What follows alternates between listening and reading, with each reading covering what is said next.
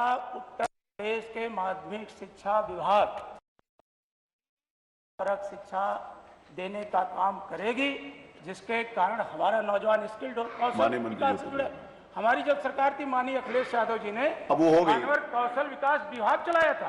अरे ये इसमें प्रश्न पूछिए, उसके ऊपर फिर जाएंगे तो फिर बात, इतना समय नहीं है, पूछिए। माननीय मंत्री जी जवाब दीजिए, आप बैठिए। माननीय अध्यक्ष जी, माननीय मुख्यमंत्री अध्यक्ष जी, माननीय सदस्य ने अच्छा प्रश्न किया है, लेकिन अगर हमारे माननीय विद्वान सदस्य राष्ट्रीय शिक्षा नीति के बारे में भी थोड़ा अध्ययन करके आए होते और जिसके बारे में बार बार ध्यान आकर्षित किया जाता है, तो संभवतः इस प्रकार के प्रश्न आप इस सदन में नहीं पूछते। राष्ट्रीय शिक्षा नीति 2020 लागू हो चुकी है और इसमें सामान्य पाठ्यक्रम के साथ साथ विभिन्न प्रकार की रोजगार परक पाठ्यक्रमों को भी पैरेलल उपलब्ध कराने के कार्यक्रम प्रारंभ हो चुके हैं और माध्यमिक शिक्षा के क्षेत्र में भी राज्य सरकार ने उस अभियान को आगे बढ़ाया है, जिसमें सामान्य पाठ्यक्रम को जारी रखते हुए पैरामेडिकल का,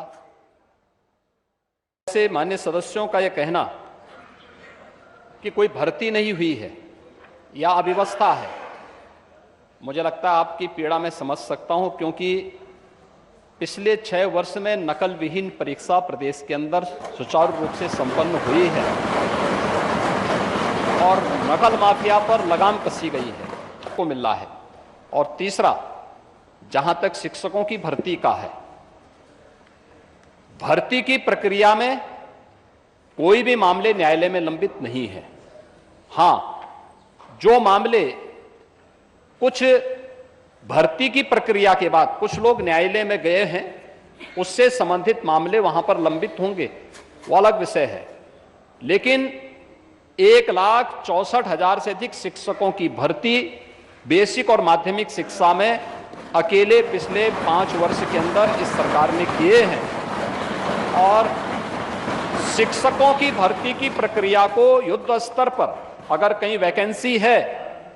चाहे वह माध्यमिक शिक्षा में हो, बेसिक शिक्षा में हो, उच्च शिक्षा में हो, प्राविधिक शिक्षा में हो या व्यावसायिक शिक्षा में हो या फिर संस्कृत विद्यालयों में हो, इन सब की भर्ती की प्रक्रिया को सुचारू रूप से संपन्न करने के लिए ही हमारी सरकार प्रदेश में शिक्षक भर्ती की प्रक्रिया को पूरी ईमानदारी, पूरी पारदर्शी तरीके से संपन्न करने के लिए ही एक नया शिक्षा आयोग गठन के लिए एक बिल लेकर के आई है। और मुझे लगता है बिल पर